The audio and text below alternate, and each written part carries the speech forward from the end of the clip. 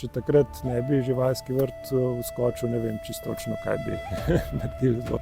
Spoštovani ljubitelji narave in živali, dobrodošli v novi Zookulisni soboti. Tokrat vas peljemo v zakulisje sodelovanja med Zavodom za gozdove Slovenije in Živalskim vrtom Ljubljana, kjer bomo spoznali, kako varujemo velike zveri. Poglejmo, kakšno je to sodelovanje. Jaz sem Rok Černe, prihajam iz Zavoda za gozdove Slovenije. Z Živalskim vrtom že dlje časa dobro sodelujemo v okviru projektov LifeLinks, pa tudi v okviru Leke.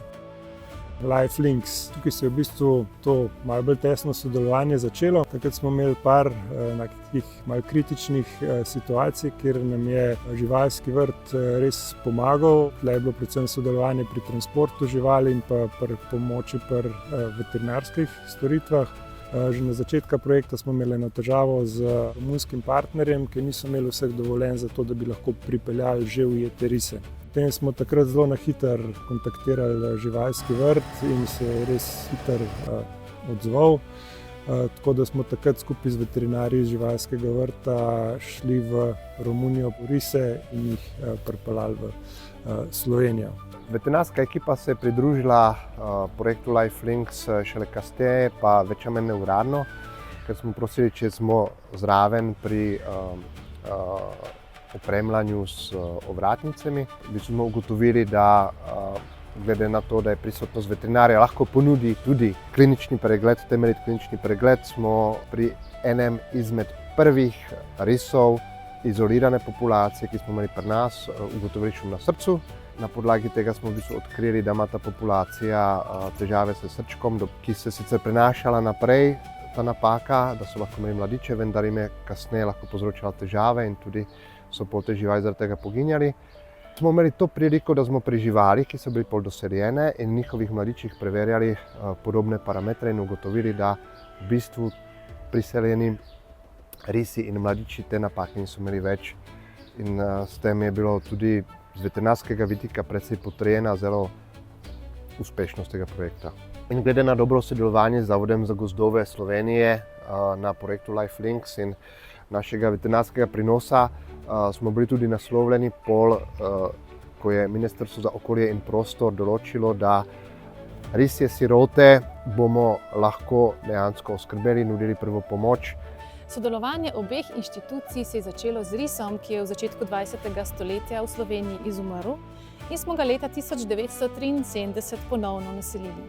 Ampak sodelovanje se tu ne konča. Sledilo je spremljanje volkov. V okviru projekta Leka, tukaj se gre predvsem za odlove volkov. Mi nekako pokrivamo ta strokovni del, kako se najde volka, kam se namesti pasti in da se ga ujame. Potem, ko je pa žival enkrat ujeta, da se naredi vse veterinarske preglede, da se jim namesti ovratnica. To moramo pa skupaj z veterinarji delati, ker se jih tudi uspava. Tako da tudi tle je bila res dobra pripravljenost živalskega vrta. Moramo si predstavljati, to se dogaja sredi noči, ko se enkrat past sproži, je treba v akcijo in to se ponavadi dogaja ponoči, ker so volki bolj aktivne živali. Smo zelo hvaležni za to pripravljenost, ker se v bistvu dejansko težko najde take predane ljudi, ki so pripravljeni imeti več mesecev v bistvu telefon v bližini med spanjem in ko se enkrat ta past sproži, je treba iti v akcijo takoj. Tako da ja, to smo zelo veseli, da imamo neko tako navezo, da lahko skupaj v bistvu, da smo pripravljeni skupaj to narediti včasih precej nemogočih urah. Poleg dela na terenu se pogosto marsikatere rešitve, denimo odnosa človek-žival, pogosto najdejo prav tukaj, v varnem okolju živalskega vrta.